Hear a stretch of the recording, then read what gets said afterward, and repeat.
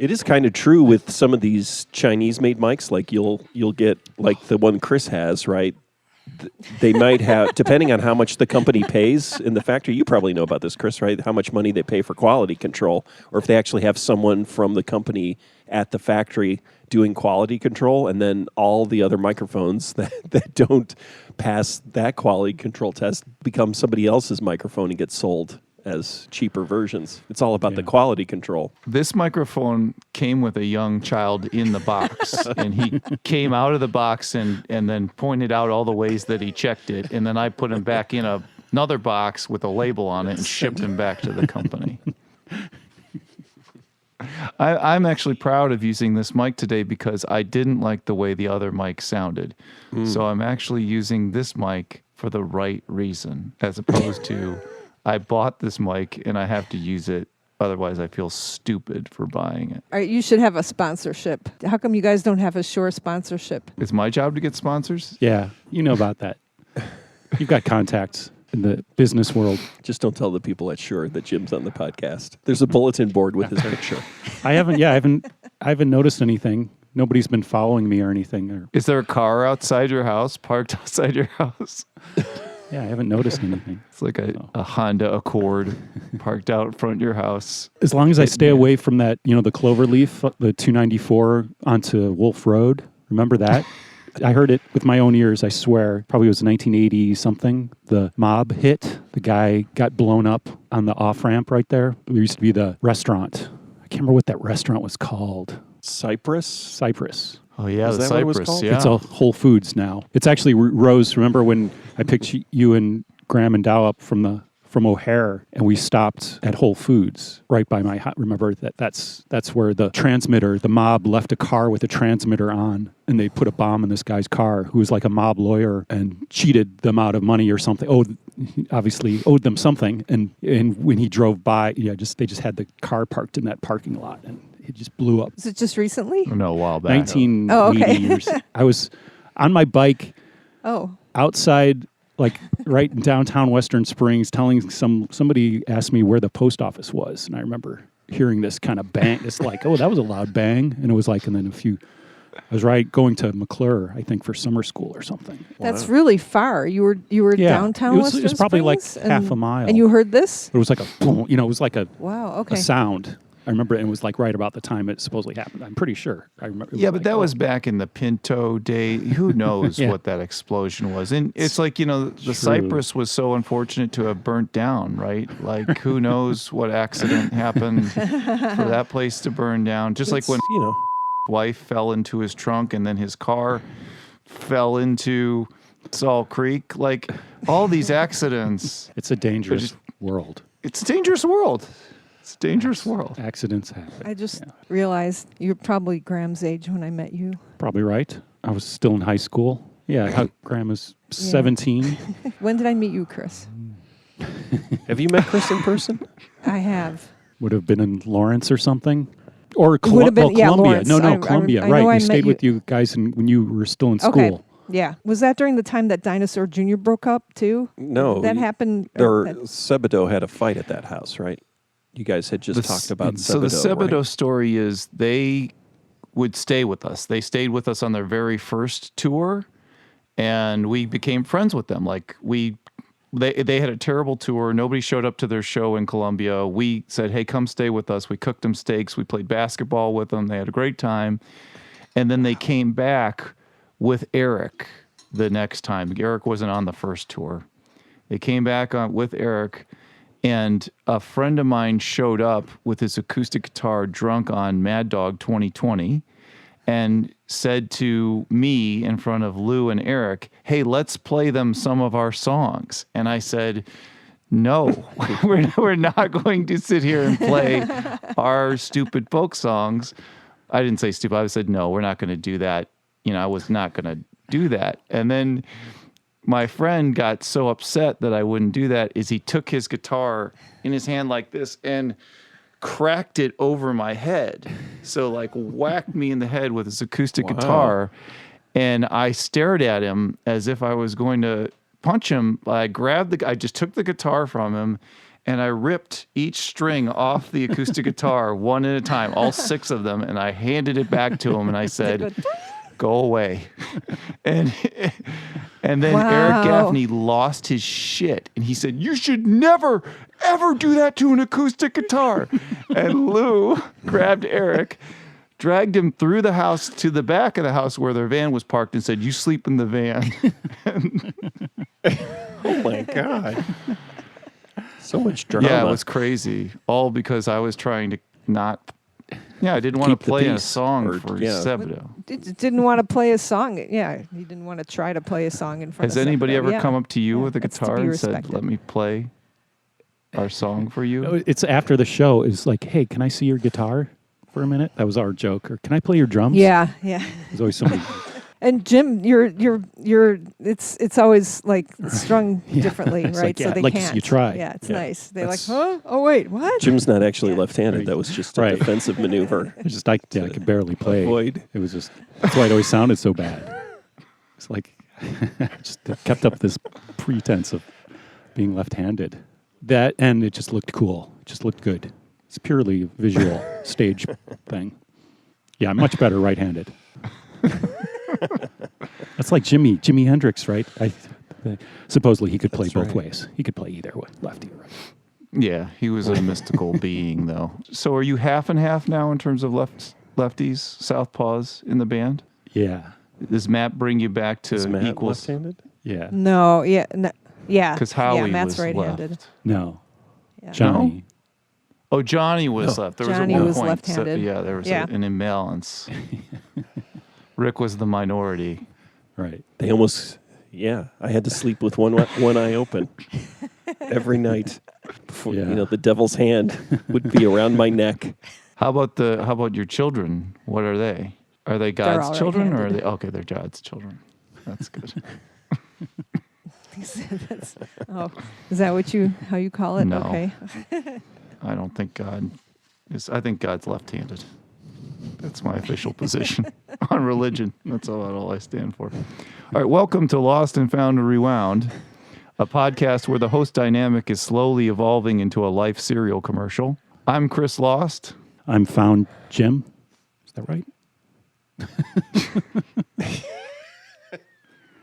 I'm Rick Rewound. Rick's the one who's supposed to get it wrong. I was really. You're really It's you're been bailing it's each been, other out yeah, today. Yeah, it's been My shtick. It's been a long time. Has it been like since we did one of these? No, it hasn't. It's only been a week or two, right? Has I it? think it's been a month. Did I miss the origin story? Why do you guys have these names? Why are you Jim found Jim? I know why that is. Whose voice is that? There's a stranger talking. Oh, sorry. I'm the interviewer. That's true. Our guests have pretty much become hosts. They know the show better than us. I've got some administrative items we'll go through, and then I'd like to introduce our guests. So let me just get through these administrative items. But I welcome our guest host to interrupt at any moment.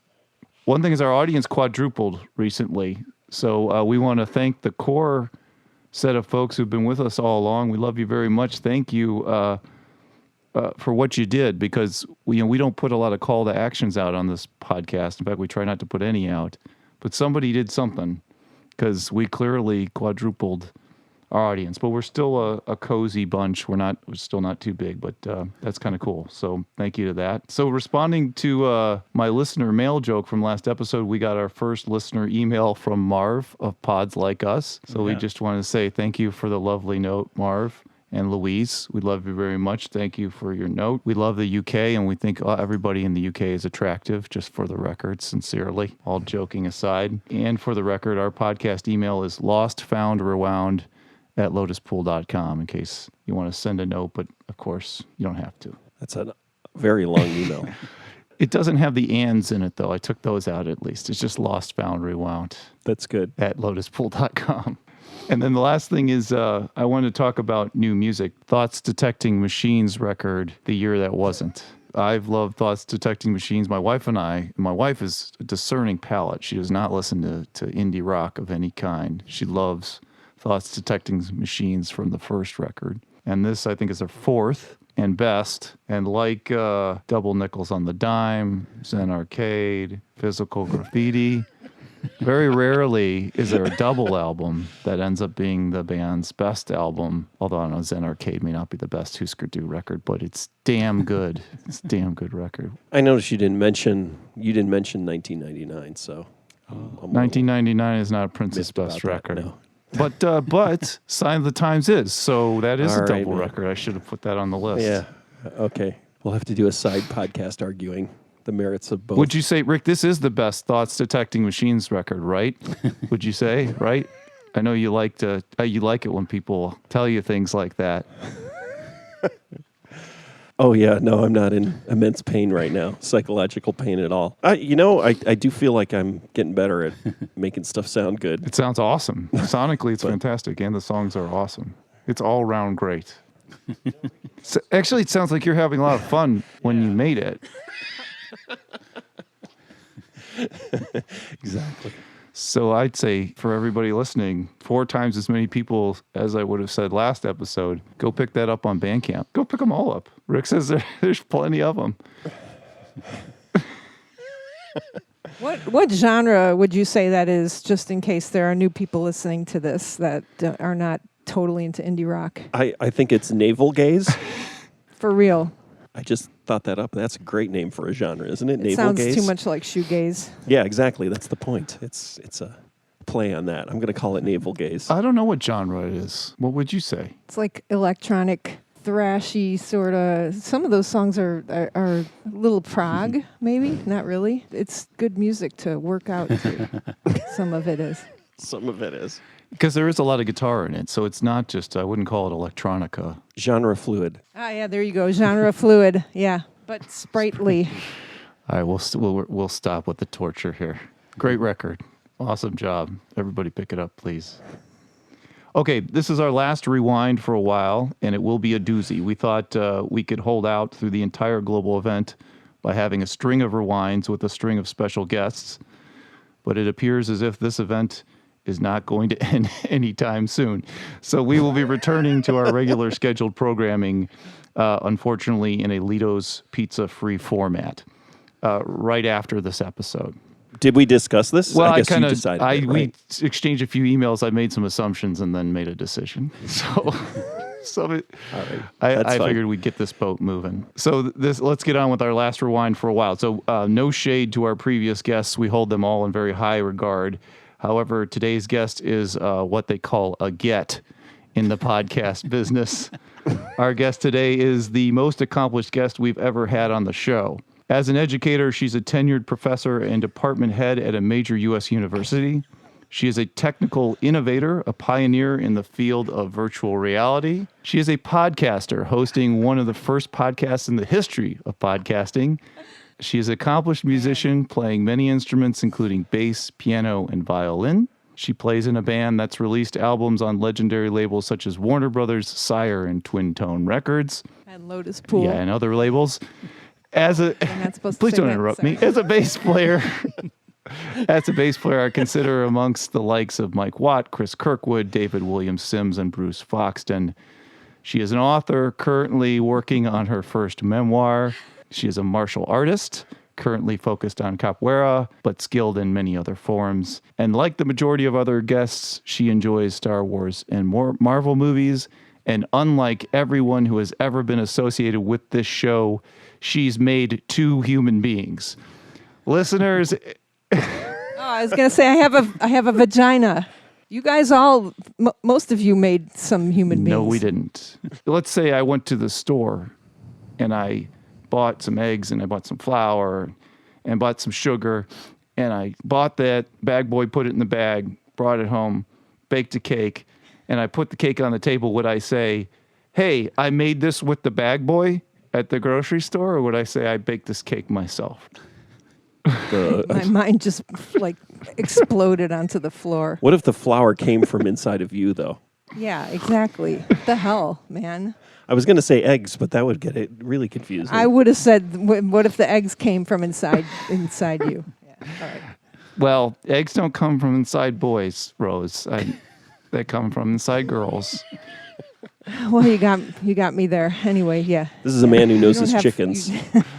You do. I actually yeah. went to Yeah. a place right close to where the cypress is, where they had a invisible woman, and they showed me all that stuff. It all lit up, and there was a voice that told us all about it. What was that place called? The Robert Crown Health Center, a location of multiple traumas in my life. Did you guys get sent there? Like if you did something bad? It did feel Or It is that felt way. that that where- way. that's I where mean, you guys it was had your health basically- class? They had to have it somewhere It was different? like special. You'd go, it was like a special field trip, and you'd be excited for a field trip, and then they'd tell you how babies were made or something like that, and you'd just be like, oh my God. Did your guys' parents tell you before you Yes. found out from? In fact, You did- my okay. mom got a book All right. from the library in Western Springs. Jim might have had that book. We got a book like that for our first son, but we didn't get our second son one. We I should think probably- he has it. Does he? Okay, good. I think it got handed I down. just realized that we're not keeping up on our parental duties. Also, the second son doesn't know how to make babies, but the first one does. It's possible. Yeah, yeah. It's all right. The internet will teach him now. You don't have to worry about that. Yeah, exactly. On the making babies thing, when my wife had our first child, she went through 16 hours of labor with no meds because she wanted to, be the perfect mom or whatever. Then it was a very traumatic situation where she was bleeding out at one point, and the doctor was punching her in the uterus, trying to get her to contract. And I'm over there holding the baby, and she's like, she goes to the doctor, tell him, because I'm super worried, because I'm like, I don't know how to take care of this thing. We can't lose her. And the doctor's, and she's like, tell my husband I'm going to be okay. And the doctor's like punching her in the uterus. And he's like, be quiet. I'm trying. Like, it was a real bad situation. Anyway, I realized from that moment on that my wife had won the marriage, that there was nothing I was going to do that was going to top whatever she had just gone through to make our child. So I don't really consider myself a participant in that act. Wow, I love your wife even more now, but and I didn't think I could, but it sounds like it's childbirth is a traumatic experience for the men also. You know what I mean? It's because my dad talks about like having seen. My dad was in the room, right, when I gave birth a couple Yeah, of times. Yeah, the whole not- family was there except your dad was hiding behind the door, which he should have been. Yeah, so your dad did not see you born, I'm assuming. No, he didn't know, but Yeah. he saw our kids born, and there was a lot of blood. He was like, I never saw that much blood, and he's a dentist, He was freaked out. So yeah, you shouldn't discount that. That's very gentlemanly of you to say that your wife has won the marriage. That's nice. Anyway, listeners and hosts, please welcome Rose Rewound. Thank you very much for having me. Rose, welcome. We sort of picked this topic for you because I heard you talking about Cobra Kai on your other podcast, and I was thinking to myself, can that really be any good? And then I watched it based on your enthusiasm, and I was blown away. I thought it was awesome. Oh, good. That I was wondering. Yeah, if you guys, I know Rick had to watch it, and I was wondering if Jim had watched it. I've too. watched a few episodes, but the thing is, Okay. I should start with this. I'd never seen Karate Kid. It's like part of the trilogy, the great film, American films I haven't seen. It's Karate Kid, Godfather, and Back to the Future. Those are the. You haven't seen Back to the Future? Wow. I've not These seen. are films you Have haven't you seen Godfather 2 or Godfather I've seen 3? Godfather 3. I remember I've never hearing seen this. Godfather 1 or 2. You've seen Godfather. I think At that house we were talking about, we watched it in Columbia. So I saw Karate Kid probably multiple times, and Karate Kid 2 and 3 and 4 and 2020 and stuff like that. And so if you watch Cobra Kai, if you're like a big fan and you watch Cobra Kai, it's amazing. That if you're not, I don't know. So Chris, I don't know. Had you seen Karate Kid also, or? Yes, I had seen Karate Kid. I hadn't seen 2 or 3 or 4. I had seen the first one, and I saw the remake, of course. Rick will be happy to know. But that's all I had seen. I remember my cousins were very affected by it. They weren't my cousins. They were my mom's friends' daughters. But anyway, we called them cousins. But they loved Karate Kid. It was sort of their Rocky, where Rocky was my Rocky, and Karate Kid was their Rocky. And so I wanted to know, Rose, how many of the Karate Kid films have you seen? What impact did it have on you? Because I know you're a martial artist. And then and did that also influence your like of Cobra Kai? Yeah, it's really embarrassing. When you go for in one of the dojongs that I belong, so I've done many different martial arts, right? One of them where I went for I think it was my first degree black belt. You had to write a thesis. You had to answer all these questions, and one of the questions was what inspired you to start martial arts? So I was thinking that I was looking at the cohort of other soon-to-be black belts and thinking they're all around my age. Some of them were older, probably in their 20s or probably closer to 30. I remember thinking they probably all had some sort of a spiritual awakening and started doing martial arts. And I think I started because I saw the movie Karate Kid. And so I was like, unapologetically, I just wrote that. I wrote that in my question 4 out of 10 of my thesis of why I wanted to be, or why I wanted my black belt. It was like, and I saw this movie Karate Kid, and that's why I started doing martial arts. But it is like Rocky. I mean, it's obvious it's made by the same guy, right? Same director. Same director. Music. Same. Bill Conti, right? Oh, I didn't know Yeah. that. Same music. Yeah. And Survivor. There's a Same Survivor music. connection. Does Bill Conti do the music? Like the Rocky 3, right? There's- Is Eye of yeah. the Tiger. Crazy. Yeah, it's this kid is being bullied, and then at the end there's just this like amazing rapturous ending, right? With the you guys don't have to do spoilers, right? It's assumed that anybody who's listening to this is going to know we're going to talk about the movie. And I think Karate Kid is one of those movies that even if you haven't seen it, it's just in the culture, right? It's just yeah. there. Everybody knows who hasn't Karate done Kid. a crane kick at one point in their life, right? Everybody knows the crane kick. I didn't know that. That's good. That's probably good. So, what was the question? I'm roundabout answering your No, question. you're answering How many it. of the movies? How many Oh, of them I have you saw seen? all. Yeah, I saw all of them because I couldn't wait to see what's going to happen. I think I started doing martial arts the year that it came out. Seriously, which is really weird for me. Like I remember going to college and I remember hearing, well, it's not the classes that you take, it's the extracurricular activities. And like what I wanted to do in college was to hide in bed and not meet anybody. Jesus Christ, I don't want to be anywhere near somebody who's going to bully me, right? I don't know how, but I remember seeing that flyer for the University of Illinois Taekwondo Club, and there were like 5 different Taekwondo clubs at University of Illinois and a couple of karate clubs and were there whatever else were there there bad was. ones? Like Back in what? like Cobra Kai ones? Were there were evil ones? Yeah, certainly. That's Sure. what I wanted to know, is if there were evil ones around Champaign, right? You were looking for the but- evil ones because Yeah, you so really there- wanted to kick some ass. No, but I didn't want to kick ass. I did not want my ass kicked anymore. Maybe it was like that, but it was like I saw. So, the University of Illinois flyer kind of was like the Coca-Cola Classic sort of flyer, and then the Illini Taekwondo was like the Pepsi.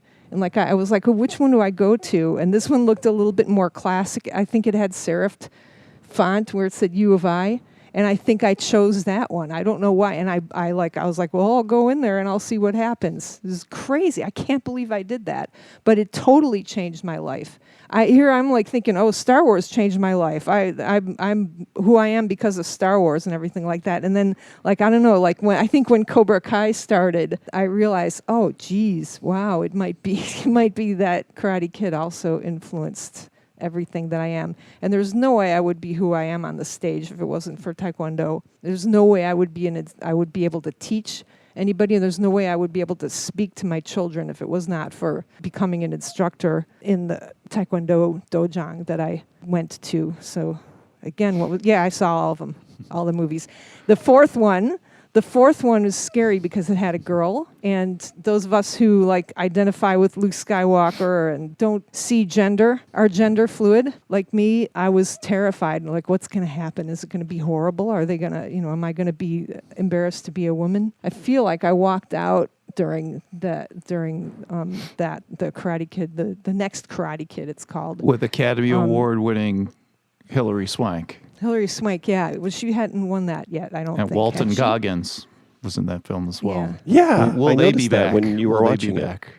We just watched that. So, and I was like, for the first, I had to turn it off halfway through because it got too late because we were watching with the kid. But then I watched the second half of it, and it was okay. It was like, okay, all right. It's, you know, if you're gonna watch these movies, are pap, right? They're not your highbrow. They're not They're the type what? of Did you movie say that. pap? What does that mean? Yeah, pap, like. Pablum. As in pap smear, I guess they're flicks, right? They're Very not efficient. films, right? So Like efficient. they're efficient. Like they got across the country in 1 minute. That's the beginning. I love the opening scene of Karate Kid when it's like New Jersey and then California and like us, you know, the Midwest, the flyover Boom. states. Yeah. There's a shot of a farm, you know. That's there's the Midwest, and then it's cactus. you That's know, and then another. It's like we're in California. Yeah. It is. It's and that is another thing that I love about Karate Kid is it's like filmed in Los Angeles, Yeah. and it's so Los Angeles. It's just like beach those babes, those and apartment stuff, and I love Los Angeles Buildings where we stayed, or you know, Yeah. with our friends in Yeah, one yeah. exactly in places exactly like that. The little 2-story California, L.A. apartment buildings. It is so LA, and it's just part of it, and they don't even realize that it looks like we can see LA all over it as Midwesterners, you know? It's cool. The blue street signs, that's the thing that always gives away LA. Like they're supposed to be in some Midwestern city, and then you'll see that blue street sign and you're like, that's an LA street sign.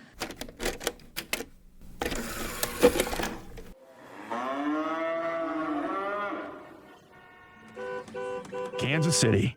Food-wise, a city famous for its barbecue, but that's about to change.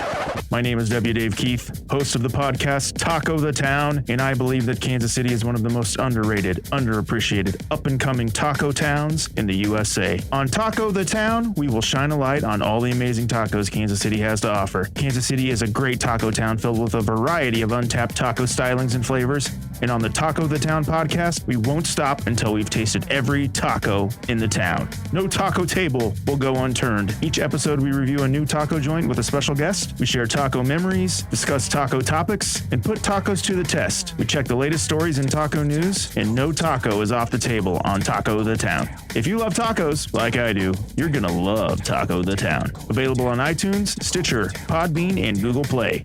That's Taco the Town.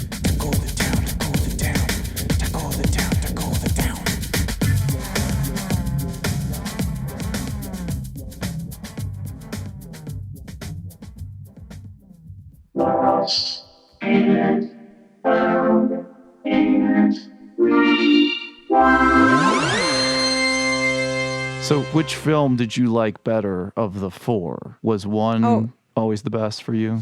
They're like my children.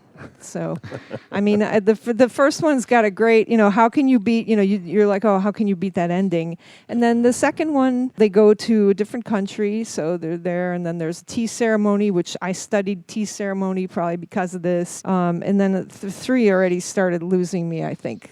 You know, three was... 3 is the one with the guy in the Frank Lloyd Wright house who's The pretends evil. he's nice, and then it turns out to be evil, right? Yeah, it's just, you the know... ponytail guy. Yes, yeah.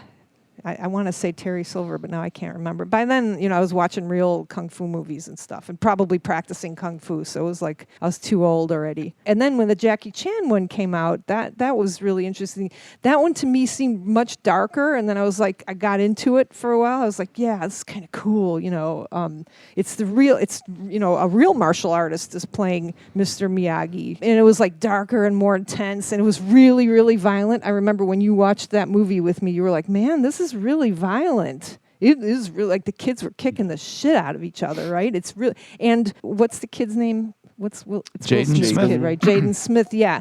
Looks so tiny, right? He looks, I don't know why, but he looks like half the age of Ralph Macchio, right?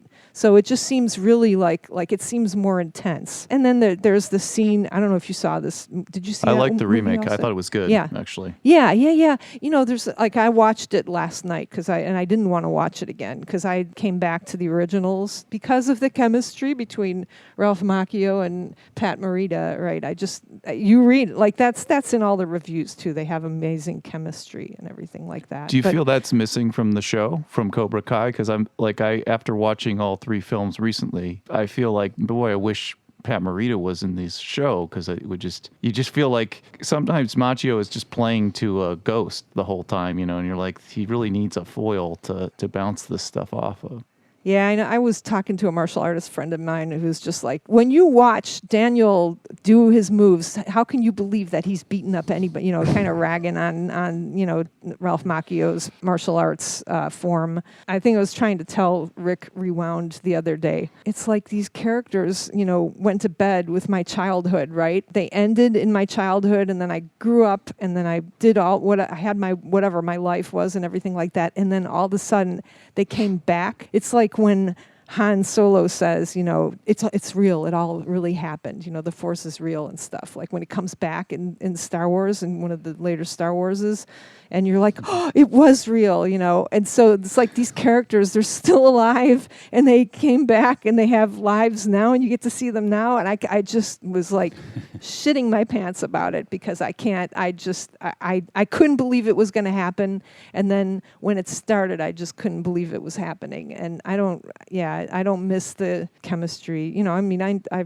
remember when Pat Morita died. So the first two films were written by the same person, and then the real drop off, I think, in the third and fourth films is that person, they didn't like his ideas, so he left the series, and I think that's where the change happened in the quality.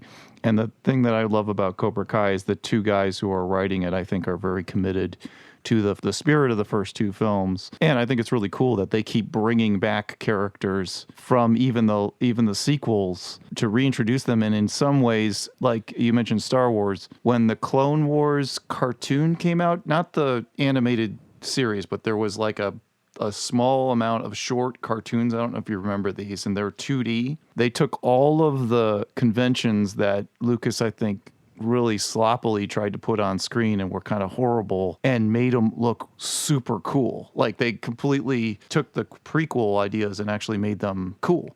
And I think that these two writers, not that the Karate Kids weren't cool, but like I think these two writers, instead of just capitalizing on something and cashing in on the reputation of something, they actually took it to heart and were like, how can we reinvent this, make it a different story, and really be respectful about writing about it? And it is popcorn, right? But I still think it's really well done popcorn.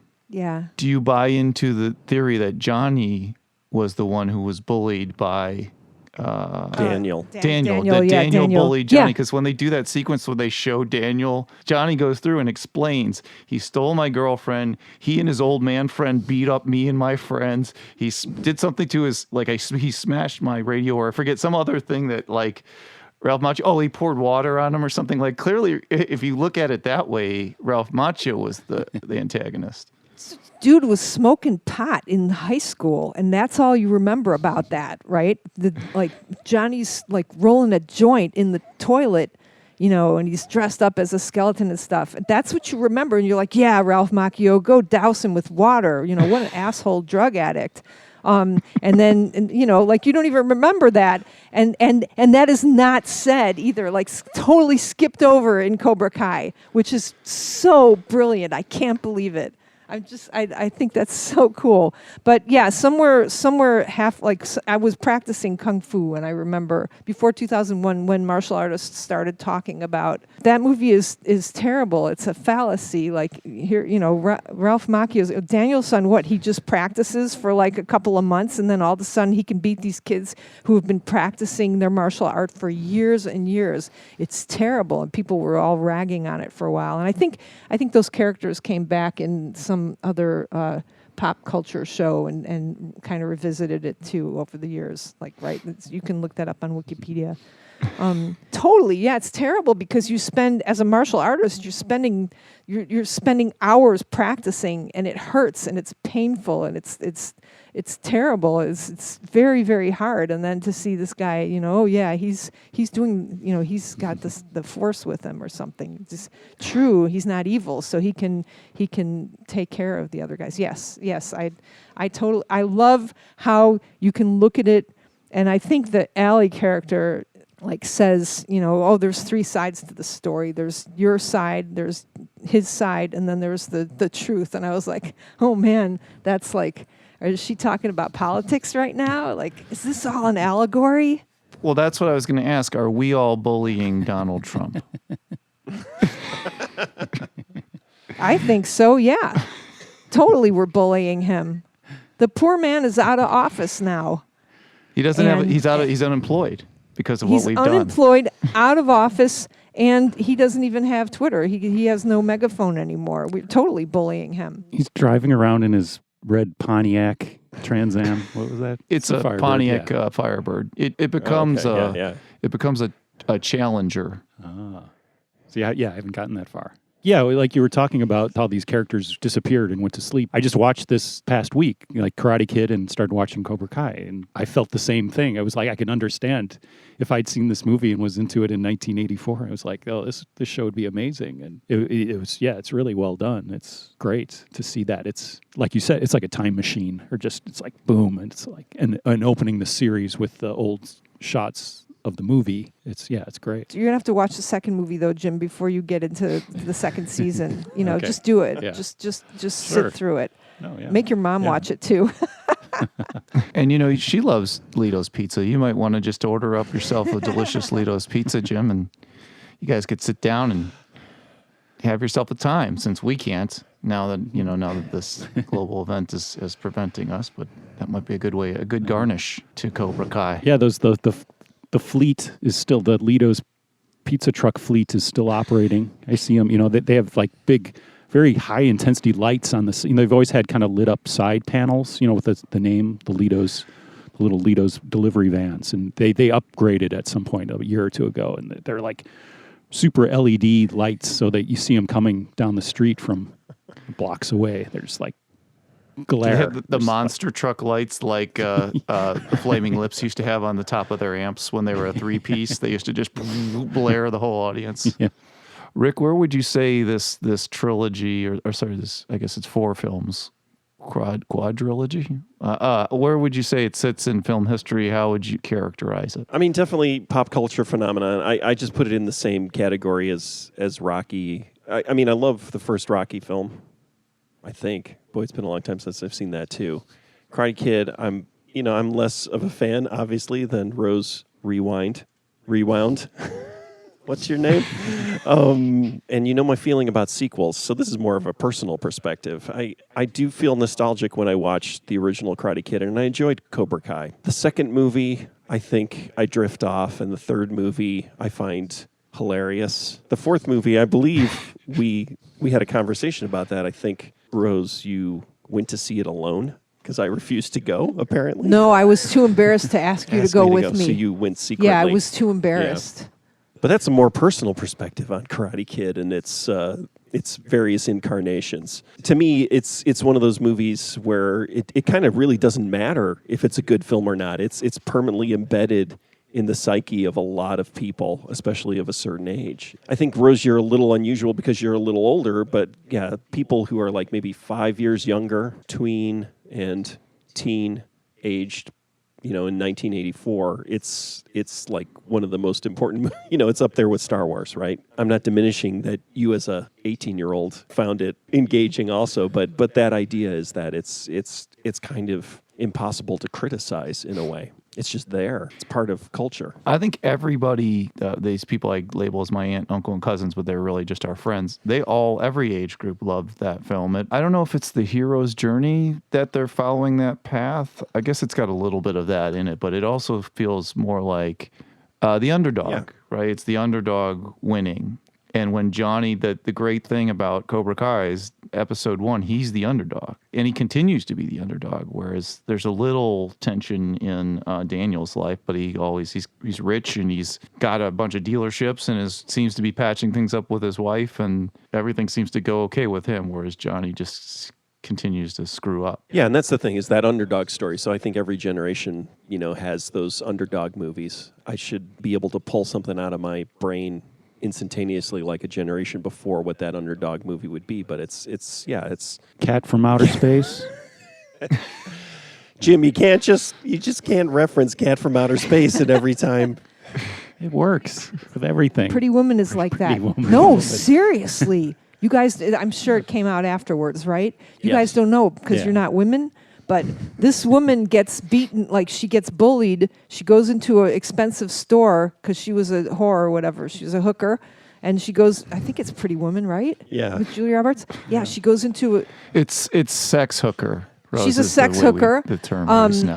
And so she gets bullied by the women, and then at the end she gets to come back and just buy whatever she wants. Her man buys whatever, it's that type of thing. But any woman who is of a certain age watches that and is like, yeah, get those mean shopkeeper ladies. Sorry. No, that was a triumphant moment. I like that moment in Pretty Woman. I like when she gets to go back and just say, I'm buying whatever I want here. The other thing about Karate Kid is it's got like a relationship between a boy and a older man that we're like a teacher relationship, right? So that relationship develops.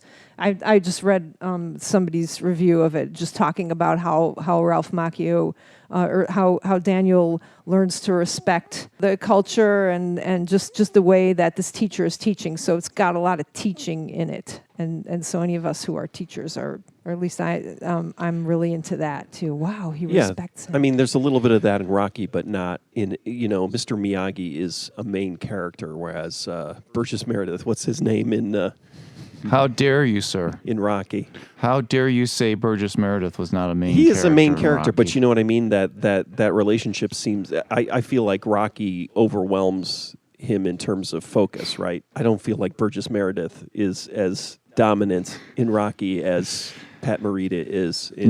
No Italian man can succeed without some Anglo-Saxon, old Right. Anglo-Saxon dude shouting Yeah. at him, telling him to chase chickens. What do you think I do out in the yard? I go out there and chase those chickens, try and catch one. When I do, I feel like I could take on the world. There's the training story, right? Yeah, which I think that's has so Rocky, awesome. but I think with Karate Kid it feels a little more developed. But maybe I just have to watch Rocky again. Was this the first convention of the Tom Sawyer trick wrapped into a training montage, right? So like Tom Sawyer, tricked all his friends into painting the fence. I forget what he said. It was like fun to do or whatever it was. But it seemed like Mr. Miyagi, the writers took that convention, or the writer took that convention and turned it into a whole. And I'll say, the first time I saw it, I was falling for it. I thought, this old guy is just tricking this young kid. He's just teaching him discipline. He's not teaching him karate. Right. He's just teaching him discipline. And then when it turned into this sort of physical movement, I thought that was a clever convention. Has that been used in film? Was there ever a precedent for something like that? Boy, I don't remember. But that's very astute, connecting it back to the Tom Sawyer thing. I never made that connection, but that's definitely, now it seems obvious. This is the origins of that, right? Yeah, I thought of that too. Great. I did think of Tom Sawyer, but it's the same thing. I couldn't think exactly what happens in Tom Sawyer. I just remember the painting the fence and getting everybody to help. But I think he's just like, it's fun. Yeah. It's like, I'm sorry, I can't hang out with you today. I got to paint this fence. It's like, well, wait a minute, I want to paint the fence. yeah, it is different too. It is definitely. I'm sure it's an slight homage to that, but it is a different, because in Tom Sawyer it's just a chore. He just has to do it, and it becomes, he kind of uses his guile and stuff to get it done or something. It's not about training or anything. So it's definitely, I think, a subtle homage to it or something. But it's not. Really Well, he paints a connected. fence, right? Yeah, that's all it He is. does paint a fence. So there is that. I mean, I think that is I think that reference is in there. Yeah. To say this is like the next this is the next level of tricking somebody into something. It's just that Right. instead of it being it is to Mr. Miyagi's benefit because he got all his cars waxed, his fence painted, but it's to Daniel's benefit Yeah, too. Daniel is never thinking that he's doing something that's fun, though, right? He's constantly whining. That's the one thing, I think I like Cobra Kai a little better. I start getting really tired of Daniel being kind of this whiny guy. The answer to your question may lie in an old kung fu movie I'm trying to remember, even 36 Chamber of Shaolin. There's always drunken master, right? Isn't Yeah. it to get drunk to be able to learn? yeah, the they're always moves or playing whatever. tricks on people and pretending. Yeah, there's lots of misdirection in those kind of classic kung fu movies. Let's do a segment, a comment on the show here called By the Numbers. This goes out to anybody here. How old was Pat Morita during 1984 when Karate Kid was filmed and released. I'm going to guess he was my age exactly right now, which is what? 54. I'm going to guess younger. I'm going to guess 50. I guess I got to go bigger, like 50. I know I'm wrong. I'll go 58. He was 52 years old at the filming of Karate Kid. Do you all have an estimate of what age he was playing? He was He's a World War II veteran. Yeah. His wife and child died in the internment camp, which I had forgotten about. Yeah, I forgot that too. 20. He would have been early 20s in 40s. 25. So like your dad's age, Rose. 90? Now, but No, like he would have been. Yeah, he would have been born in 28. He would have been born earlier than that. 20. Would have been born way earlier than that. This is just math. I didn't know I had Just to do math math. in my head. He said his 50, father taught him to 60. fish in 1927. Oh, yeah. That was one There you go. point Probably that he was 10 in 1927. So in his then. 60s, yeah. right? Yeah. Yeah, that's what I came up with, early 60s. But again, back to our point about when we look at people that are supposed to look super old in movies and then they're our age, now it's a little humbling. Yeah, and I looked, had to look up Ralph Macchio and Elizabeth Shue's age, and they're only, 2 years apart. And yeah, she definitely she's like 20. She looked, but then he's like 22 or something. He looked like he was about 15 or Yeah. The big hair. so crazy. The hair was so big in the 80s. Even with taking into account of the hair, like Elizabeth Shue looks so much bigger than him. Yeah, it's like there's one scene where he's taller than her, but he's tiny. His head is tiny. I was definitely canceling out her hair, and it was like he's got this little head, and it was very strange. During Cobra Kai, I started noticing the daughter is super tiny. Like there are certain moments where they have her on an apple crate or whatever, right? In certain scenes, because Ralph Macchio's tall. But then, so like every once in a while you'll notice, oh wow, she's like a foot shorter than almost everyone in this scene. And they get a little sloppy in the TV show with matching heights, but I wonder if it's just a reference to the original movie. It might be. I was like, why did Jackie Chan grow that mustache and beard? Like, I was like, why does he have that? Like, I was really bumming about like how droll he acts too in the 2020 remake. And it's like, okay, wait, so he's supposed to be very upset because his child and his wife and child died. And I was like, I guess that's different than the other movie, but that happened in the other movie too. Then I looked up. So Pat Morita, like the director didn't want, or whoever was casting didn't want Pat Morita as that character.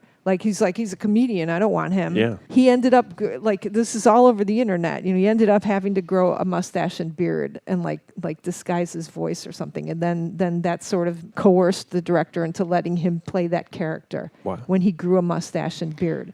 And so I wonder if Jackie Chan did that in homage to Pat Morita. Like, you got to wonder, like, if Jackie Chan even saw that movie and like what he thinks of it. Yeah, he probably did. I was a little scared. First time I saw Karate Kid, the scene where Mr. Miyagi gets really drunk, but I do remember that scene rattling me because I felt like Mr. Miyagi was the safety net for Daniel. And at that point, I felt like things weren't safe. It was sort of a dark moment for an actor who was supposedly not supposed to be able to pull off drama. I think he did a good job. The People magazine obituary says that he may have been a drinker. So might not have been acting. But I wanted to ask you guys, I noticed for me when I watch Cobra Kai, there's a lot of, like, there's themes that recycle all the time, and there's themes that recycle constantly. To me, there's a lot of drinking in that. Like when people are drinking and then something bad happens.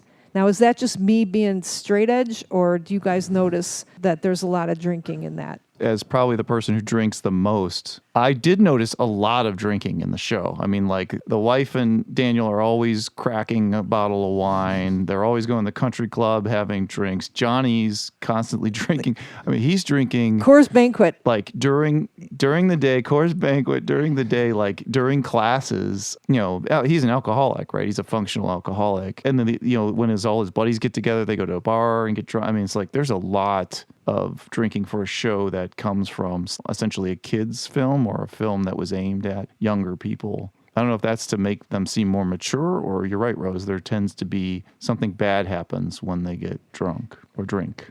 The show is also aimed at people our age who saw the show, they saw the movie Karate Kid as kids, so it's not aimed. It's not a kids. It's like the original movie was a kid, kind of a kids, not a kids movie, but the TV show is geared towards people our age, right? Or, Functional alcoholics. no, Is that what you're saying? People who saw Karate Kid in 1984. When you watch Game of Thrones or whatever other adult things that you watch, I don't know what other TV shows there are. Are they drinking as much in that? Like Not like in Peng Su. He doesn't drink. The penguin. That's pretty much all I watch. I don't know. You asked the wrong member of the panel. None of us really watch anything normal. I guess I watch the most normal stuff. They do drink a lot in Game of Thrones. Ton. They drink and eat. That's a big part of the books, too, is how good the food and drink is described. That's because in the Dark Age, you couldn't drink water. You'd get everybody true. drank Yeah, beer. you had to. Yeah. You'd die of dysentery. Yeah. So Same thing now. I don't trust water. That's why I drink so much alcohol. I don't know how you all do it. Look, I'm just wondering if It's not safe. if it's like it's a sin. It's part of so the thing I love about Cobra Kai and Karate Kid is that it's real. There's a definition, a real obvious definition of what's good and what's bad, and then there's a little bit of good in the bad and a little bit of bad in the good always. But drinking usually leads to something bad, even though they're pleasurable drinking, and then it leads to something bad. There's war in there too, and that, like, to me, that plays like you're wondering, why is John Kreese such a terrible guy? Why is he so terrible? And it turns out it was Vietnam that screwed him up. And then also, the darkness in Mr. Miyagi is from being in an internment camp and having his kid die or his wife die in childbirth. So there's like war that's bad, that's hurting people, maybe drinking. Well, did war screw up Kreese, or did the car accident for the woman who sort of saved him from being bullied? His resurrection from being bullied. He was a good guy who's pushed around because he was being nice to this girl. This girl took a liking to him. They struck up a relationship. He went to Vietnam, and then sort of in one day's time, his faith in his platoon crumbled, along with finding out that she died in a car wreck. So he's got a lot of stuff going on. And there. there's cars. There's just cars everywhere. There's always, it's like cars, wine, war, and punching. I think it's just normal people, like Rose. like it's a targeted digits- to normal people, but Digits record. yeah, you're a weird Karate Kid freak, so you're watching it too. But then it's just for normal people. It's like a soap opera in a way, right? Mainstream drama, and so you're just not. You don't watch enough mainstream stuff. I think the cars is an excellent point there, because Mr. Miyagi has all those cars. Yeah. And Daniel owns a dealership. Yeah. Johnny's identity is in his car. Right. I mean, maybe that's just Americana. Maybe that's California. Yeah. It's like American graffiti Yeah. kind of thing going on there. But cars are definitely overtly used in it. Yeah. Does the word Kai mean pit? I tried to look this up and I couldn't find it translate to pit anywhere. Oh, Cobra Pit, yeah, because that's in the third season. Yeah. Lots of spoilers I for don't Jim know. here. He makes it to the third season. There's a Cobra Pit in the third season, Jim. Is there like an Elizabeth Shue spinoff series? I want to see her. It's called The Boys. Is there? I was thinking maybe like a yoga. She has like a yoga place, and there's some evil yoga place that are. She's like battling with an evil yoga. Yeah, that's a Yeah. great idea, man. There's some yoga in the Cobra Kai series. I was thinking about the music too. Like I actually looked up a song for like the first time in my life, probably. Like in that episode where she does come back, right? It's like the Merry Christmas episode. And like they say, like everybody's like, oh, is she going to come back? Is the character Allie going to come back? And I was like, who cares? I don't care. But everybody else is like, oh, Allie's going to come back. Whoa. And then she's back, and then they say Merry Christmas. Like when you see her, like they say Merry Christmas. Like, here, audience, Merry Christmas, Allie's back. It's like a Christmas present. And it's just, I don't remember what the song is, Merry Christmas. I can't remember what song it is. But then later, I had to look up the Phil Collins song at the end of season 3, because I think I'm going to have to like Phil Collins now because of that in the song. air. Which song was it? In the Air Tonight. In the Air Tonight, when you finally see. Oh. Sorry, Jim. Close your eyes and ears. Okay. Like that when- obscure, Sure. Phil Collins B-side. when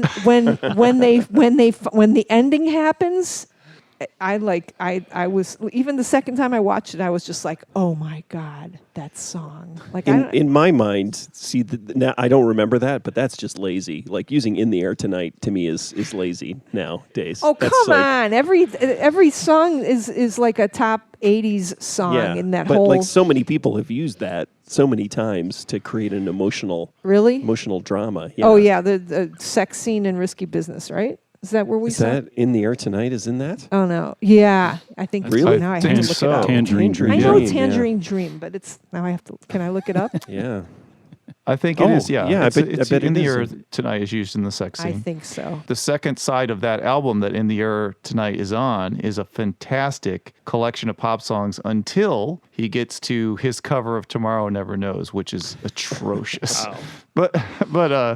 But those first four songs are great. I'd like to just put in a pitch for my podcast, which is called Intruder, which is just 12 episodes about the drum sound and who invented that drum sound. Was it Peter Gabriel? 12 Was it episodes. 12 episodes? Was Peter it Gabriel, you it was should. Phil Collins was it played on the Gus Intruder. Dudgeon? Was it Hugh Padham? Are you joking about this? Because you should So- do this. So there's people there. You can watch Okay, a video. all right, People all have made videos about the "In the Air Tonight" drum sets because "Intruder" is the first example of that drum sound. Phil Collins plays on the song "Intruder," and there were 4 people in the room when that happened. There was Phil Collins, there was Peter Gabriel, there was Hugh Padham, and Gus. Was it Gus Dudgeon? I can't remember the engineers and the producers, So at least 2 of them, one each was holding a drumstick. So that's 2.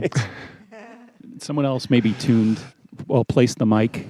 It's Maybe 2 We of the need to do mics this in- podcast. And we need to do it like a true crime Right. podcast. So like those NPR true crime, and like we should like really talk really seriously and have like all the like ding ding ding 'Cause ding it's- music in between. Yeah, it's like Peter Gabriel was like, well, I was sitting there listening because I think it's an SSL. I can't remember what console it is, but it's the talkback mic and the compression. And then Phil Collins started playing with it and playing in rhythm with it, and then that basically invented the '80s. But everybody who was there claims they invented the '80s. Oh yeah, and you can get that plug-in. I saw that recently. That SSL. That's someone just released that. Oh, right. You know, Yeah, you get yeah, it for the talkback $10 mic. or Yeah. just a digital plug-in for your computer. Yeah, yeah, It's the talkback mic. yeah, 80s drum sound. yeah, yeah, exactly. I didn't realize it was that song. Yeah. Yeah, yeah. Listen to Intruder. I thought it was John Bonham when he was playing When the Levee Breaks. Well, so that's the thing. In that hallway. Yeah, so that's the thing. Now, okay, now we're going off on my podcast and taking this over. Now we're talking about stuff I'm interested in. But the thing is that drum sound on When the Levee Breaks, there's also a delay on that. So tape delays. It is not just it's a woolen sack. I can't remember what delay it is, but they did not just. Was that like the Pink Floyd delay thing, or that's Woolens? I don't know. Yeah, That something- yeah. That name sounds familiar. Like Yeah. associated with Pink Floyd too. Yeah, so they added delay onto it, so it's not simply him playing at the end of a hallway. It's him playing at the end of a hallway, run through a tape delay. Sorry. Anyways, let's go back to talking about Karate Kid. I've got a question for each of you. Which dojo would you join? I'll give you the list. Mr. Miyagi alone, Cobra Kai, Miyagi-Do, or Eagle Fang Karate.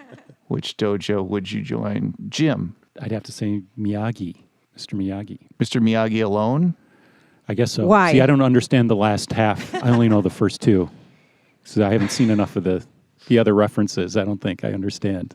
I wouldn't do that one because an old man and a young boy. I grew up Catholic, and that always led to bad things at Catholic school. So I'm gonna veto that one. But we'll say we'll put you down for Mr. Miyagi. Rick, which one would you join? Oh yeah, Miyagi, and it would be. I mean, it's what happened before Daniel showed up. It's like 2 brothers who got roped into cleaning his cars and painting his fence back in the late '70s.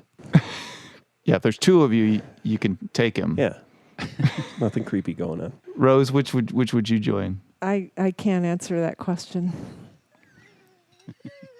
You because of a code or some martial arts code, or what's the? Yeah, Or it's too hard to answer that question. the first one. Rose actually okay. we can't talk about it really, I guess, but like she actually has Karate Kid level or Cobra Kai level conflict in her life all the time. It seems like. No, I've been, I was worried you were going to, I was thinking about all the different martial arts that I've practiced, right? Like over the years. Like, and it was, Let's hear the list. What do you got? Taekwondo. Krav Maga, right? no, I haven't done Krav Maga yet. Racist. Krav Maga, Taekwondo, Kung Fu, Choi Left Foot Kung Fu, Tai Chi, Wing Chun for like a week or two. What was that weird spinny Korean one where you're flinging your arms around? Choi Left Foot. Choi Left Okay, that wasn't Korean. That's Chinese. Chinese. Racist. What was the one where Master Hyung's, like some guy came over from Korea and was teaching it? Wasn't that- Yeah, Tekyen. Yeah, I did that yeah. for a little while. Yeah. Did Rick did Tai Chi for a little while with Santanyu, right? And then That's and then, not a martial art. and capoeira, but and karate too. Yeah, I did karate for a little while, and they're all very, very different. And I mean, I posted something on my Facebook page earlier today to find out. Just I've never been to a dojang that was like, or a academia or anything that was like Cobra Kai. I've never been to one, so I was like polling all my friends because I know people from all over the world now. I know you guys don't talk about things that happen. Like this is a timeless podcast, but lately we've been having online classes, so that means anybody can join. So I am practicing all the time with people from all over the world. Like I wake up in the morning and I will see my friends from Mexico and Japan and practice with them. So I've seen lots of different teaching styles, and so that's my answer. No, and my answer, yeah, I can't. Can't pick a dojo. I can't. How do you know which style to employ if you were to get into a confrontation? It depends. It's how far away you are from the person. Yeah, say a bunch of guys are wearing skeleton outfits or something, and they come. Depends on what year. would you- Yeah. They're wet from the hose. Yeah. It depends on what you're all that you used to be like, oh, who could win in a fight, karate or taekwondo, and they're all different range fighting styles, right? So taekwondo has got these spinning kicks, so they're a little bit more, it's a little longer range.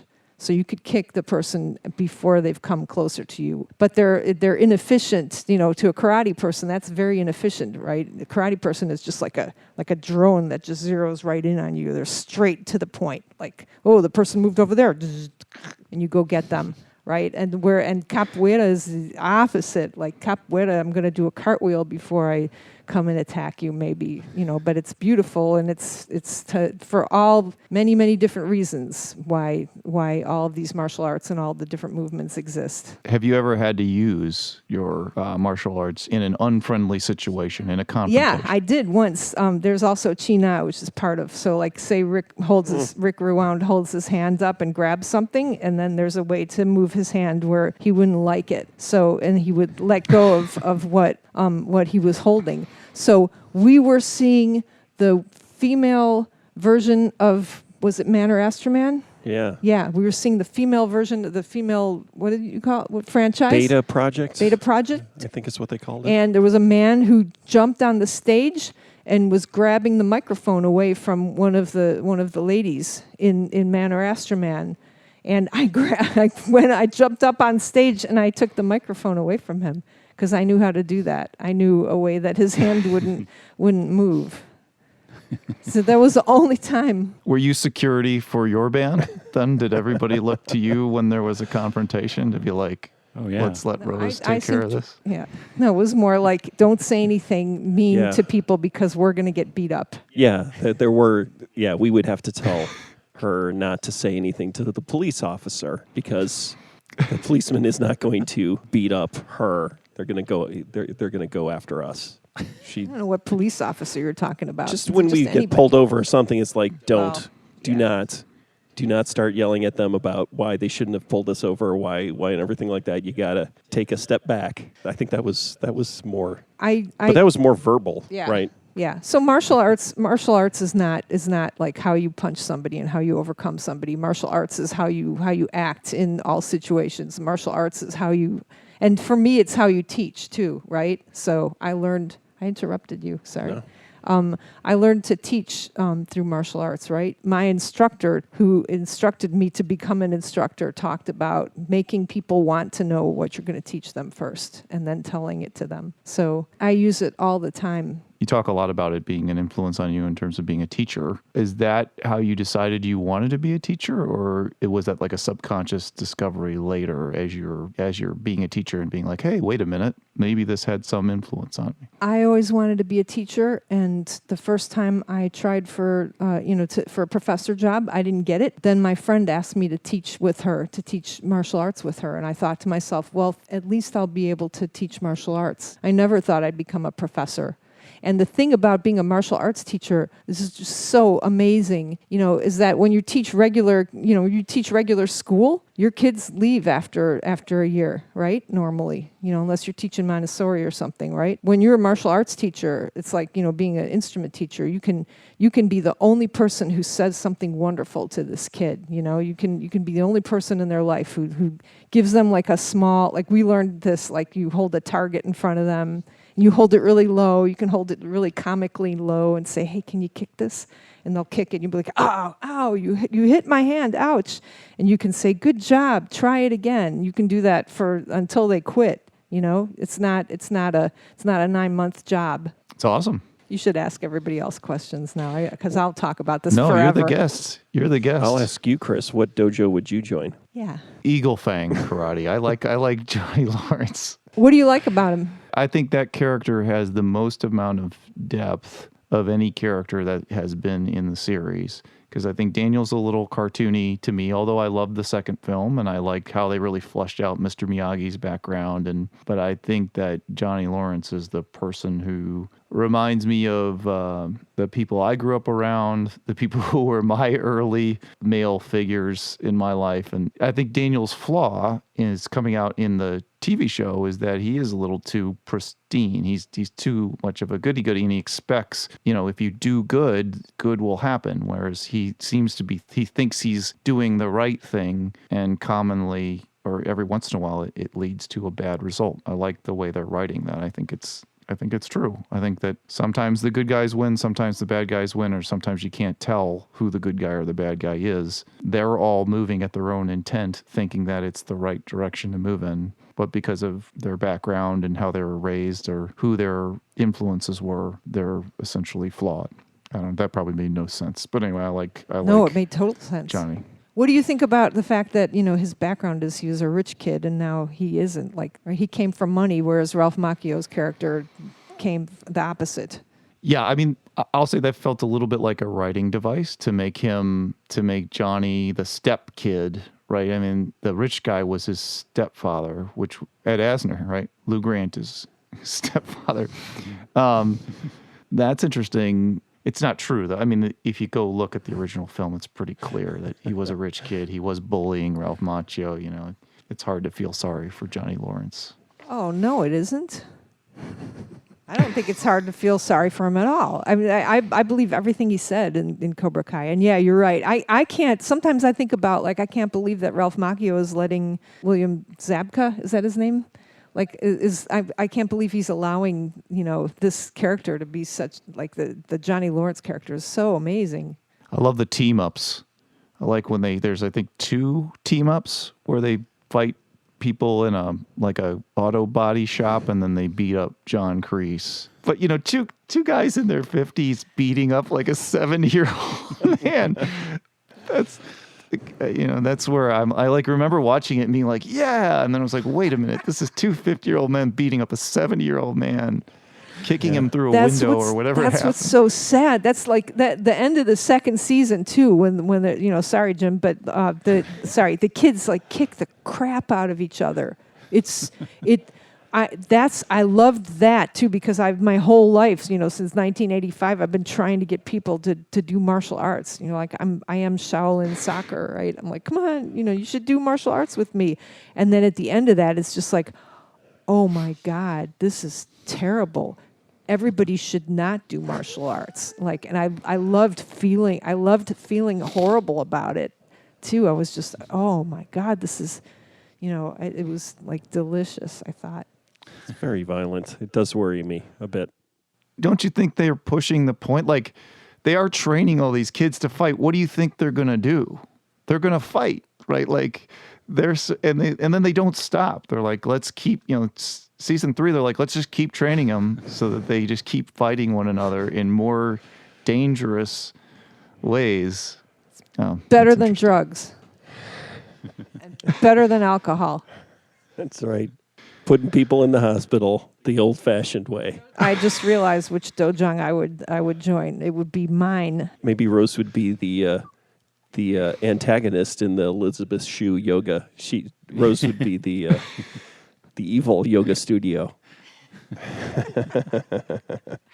If you're going to go all in, right, or if you're going to go in on Cobra Kai, you have to watch all the movies because they're starting to reference all of them. In fact, I think there were references to, there are references to 3. Yeah, the third 'cause he movie talks about, is starting to pop up in the 3rd season.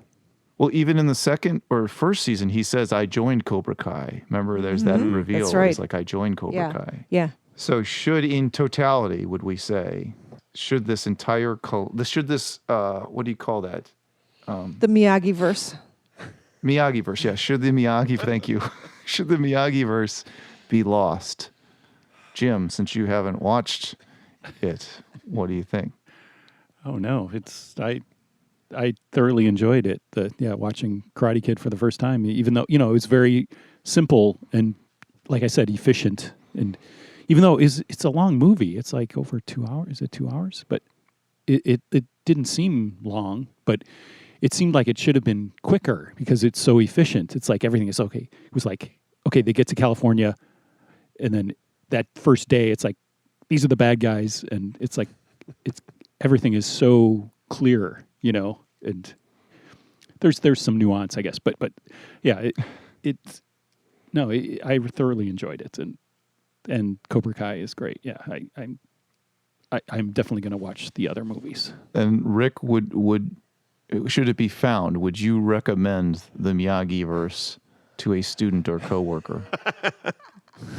My assumption would be is that everyone's seen these movies, but I'm going to go with my absolutist position, which is sequels are bad. So I think the first movie, and then I'm developing I'm struggling with WandaVision, this idea of Easter eggs sort of taking over the narrative, right? But I think Cobra Kai does a great job of Easter egging or, referencing previous films, but also I think it's an engaging narrative. It's like a grown-up soap opera in that they do everything that a good soap opera does, which is they just keep creating these conflicts and then they shake the jar of bees up and then see what the new conflicts are going to be, right? And so it's to me, they're almost two different things, but I like that it combines that soap opera type, and the new television, whatever the new golden era of TV, kind of combining that and soap opera, and then also having the references to the past. It's Easter egging you on, is that what you say? Yes, exactly. I'm being Easter, so like realizing that there's a guy with a ponytail in Vietnam in 1970, which I didn't think was appropriate, like a tiny ponytail, right? But also I know though that's a reference. Oh, it's the guy from the third film, right? It's like the bad guy, so he's probably going to show up again, right? And so I mean I like knowing that stuff, but I don't think I need to know it. I think all you really need to know is watch the first Karate Kid and then watch Cobra Kai. Rose, you just recently rewatched everything. Should this series be rewound, and how frequently should it be rewound? Like in your life, how many times will you revisit the entire series? Not as much as Star Wars, but probably. I mean, I think I revisit it every night when I go to class. So. I think She's living. I'm living She's it. Living yeah, it. yeah. And I wanted to also true. note about the Miyagi-verse that the 2020 remake of Karate Kid is not 2010 remake of Karate Kid is not part of the Miyagi-verse. Says the writers. They say that and that they also say that they discuss all of the characters from all the movies all the time in the writers' room. For Cobra Kai. For Cobra Kai. And then they say that if the characters in Cobra Kai had seen a Karate Kid movie, if they mentioned Karate Kid, it would be the 2010 Karate Kid movie, Because that's not part of their world. not part of the Miyagi-verse. Going back to the music, I noticed in the credits, I was looking at the songs and, we were talking about Survivor and like, I hadn't realized the whole Rocky connection before I watched this. And I was like, oh, Bill Conti, he did the music. And then it was like, oh, that song that's a Survivor song and all that. But then I noticed there was a Gang of Four song, like awful later Gang of Four, not the cool Gang of Four we all love. And it's like 1984 Gang of Four. And I looked that song up, and then I just got done. I was like, oh, wait a minute. And then I completely forgotten about Shriek Back. Oh, I listen to Shriek Back all the time. I got it on vinyl. Dave Allen, whatever, the bass player, he left Gang of Four and started Shriek Back right around this time. With Barry, what's his name, who was in XTC. Yeah. And some other guy. So this is like kind of like Rose was talking about, being reunited with these characters, this nostalgia thing, like 35 years. And that's what happened to me this week. It was like I had completely forgotten about Shriek Back because Rick, my older brother Rick, had this record. And, around this time, it's like 1982 or 83, that record. Yeah. It's this amazing, just that one song. It's the first song. It's like called Lined Up. Yeah. And I always remember that song. And I had not heard that song in 30 years. And so indirectly, they're not. It would have been amazing if that song was in Karate Kid, but it was just seeing Gang of Four in the credits after watching Karate Kid, and I looked up and I was like, oh, wait a minute, Shriek Back. I'd forgotten it, and then I listened. Oh my God, I love that song. And it's really hard to find that first album like in an unremixed way. So I still have that vinyl, and I pull it out. I've pulled it out a bunch of times to check my record player when I set it up. I've moved it around a few times, and so I still, listen to that because, Lined Up, it's hard to find a version of that that's not been remixed. And My Spine is the bass line. That's another great song on that record. That was like my Cobra Kai thing. It was like 35 years, and it was like indirectly it brought back. It was like, oh, I love this song. I hadn't heard it really. Yeah, literally hadn't heard it in that 30 years. And thank you, Karate Kid. I watched an episode of the Bob Newhart show a while ago, and Pat Morita and what's his name, James? Who's the other Asian? John Kreese? No, the other Asian actor that's been in everything for the past 40 years. James, he's in Blade Runner. He's in he's the butler in Chinatown. He's like, I think he's still alive. He's like 100 years old, and he played almost every Asian character. I think he's in the Chinese. Is he in the Chinese restaurant Seinfeld episode? James Hong. He's in everything. There's an Asian bartender in the restaurant, and then they go up to this other Asian guy standing there and ask him for a table, and he says, "I'm not the maitre d'. I'm here meeting my wife." And it's like 1972. I thought it was a great moment because first off, you had two Asian American actors in one scene, and then on top of it, the one Asian American actor was making fun of the fact. It was basically making fun of the fact that he was just assumed to be a maitre d', not a character or a normal person just sitting, waiting at a restaurant to eat.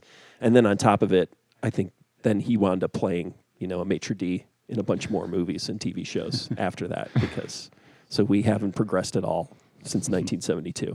But Pat Morita got Newhart to be... didn't fix it. Yeah, Pat Morita got to be in, Karate Kid at least. And it's great. Happy Days. Happy Days, right. He was the original Al before he was replaced by an Italian. The original name for Daniel was not Daniel LaRusso. What was it? Ralph Macchio. It was like Daniel Smith? White person. Yeah, no, he and Ralph Macchio said I changed it to LaRusso when I walked in the room. That's what was a quote. Yeah. All right, Chris, I want to know, you ask the questions, but we never get to hear from you. Are you going to say if it should be Rewound or? Oh, I loved it. Yeah. Would I watch it all again? No. I'm glad but I mean, I do so much shit. I don't know how you all do it. I don't know how Rick consumes the media he does. I don't know how you and Jim do either. I can't watch things again. I mean, I used to as a kid. Like I watched The Warriors too many times. I watched 48 Hours too many times. Star Wars. I was just thinking as you were saying, would you rewatch Star Wars? I think I'm done watching the Star Wars movies. I like Mandalorian. I might watch The Mandalorian again. I think that's the best Star Wars thing that's ever come out. That and the Rogue One. I'd watch that again. The Karate Kid stuff, I think I'm good. Like I watched it as a kid and now I kind of reset on everything now. And I think I'm good. I'll recommend it to my kids moving forward, but I don't know if I would ever watch it all over again. And the only time I would rewatch anything now is to take my son to it. So like I took my son to watch all the Rambo movies. We saw all those in the movie theater. If it's sharing an experience, I'm very pro movies that wouldn't get the Rick Rewound stamp of approval because some movies just evoke an experience for me. So like every Christmas we'll go see Die Hard in the theater every time they show it because it's just fun. It's not the greatest movie in the world, but it's a really well-made, fun Christmas movie, and my son loves to go see it. These movies aren't that for me. I think they're really special to you, Rose, and that's awesome. And I can see how they could be because they have they had a lot of great writing, and there was a lot of intentional writing to everything that they're doing with the series. So that's to be rewarded by rewatching it. But it's a lot of time, and I gotta watch Deadwood now. I gotta watch The Shield. I've never seen The Shield. I gotta watch. What's the one about Baltimore? I haven't watched that one yet. Yeah, I tried to get into that, and I never got into that one. I'm about 3 episodes into it, and I couldn't. What is that called? The Wire.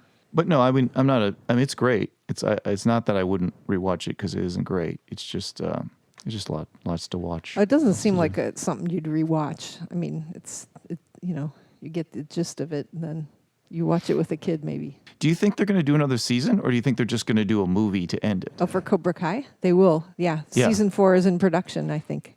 I don't know how they're going to get a whole season out of the lead up to a karate tournament, right? Because that's got to be the end. Yeah. Maybe not. Maybe they'll do something. Yeah, they're going to... Or it is maybe kind of scary. They might face plant, 3 seasons. I mean, that is kind of the Netflix model. I think they've realized internally that really you shouldn't make more than 3 seasons of a TV show. And sometimes they make more, but I think they understand that there's only so much you can do. I thought the best way to end it would be a movie. They should do a 2-hour movie and, in the spirit of all the movies that inspired the series and then use that as a great capper. Because you could take all that great writing, cram it into 2 hours, and it'd probably be an awesome movie. I would easily watch 10 more episodes of it. Jim, I prepared some hot seat questions just especially for this episode, so I thought maybe we'd put you on the hot seat before we let you go. Awesome. As we've established, Rick and Rose are married. Rank these marriages. Oh, wow. Hold on, we'll do that again since Rick's coughing. He always coughs when I do a hot seat. I start laughing and then stuff starts coming It's up. uncomfortable. Yeah. All right, rank these marriages. Rick and Rose, my marriage, your parents' marriage. 1, 2, and 3. Rank them. That was nice of him to give you that third. Oh, it's easy. Oh, my parents, Rick and Rose, and yours. That's easy. That's correct. That's the right answer. Very good. Lost and Found and Rewound is fully funded by Lost and Found and Rewound Foundation funds. Lost and Found and Rewound does not use crowdfunding because our listeners have better things to do with their funding. There's no need to post reviews of Lost and Found and Rewound because our listeners have more valuable things to do with their time. In all sincerity, thank you for listening to the show. We truly appreciate it. Lotus Pod.